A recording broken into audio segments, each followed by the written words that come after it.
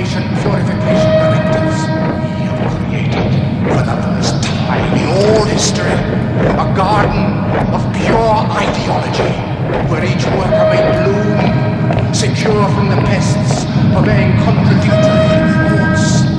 Our unification of thoughts is more powerful a weapon than any fleet or army on earth. We are one people, with one will, one resolve, one cause. Our enemies shall talk themselves to death, and we will bury them with their own confusion.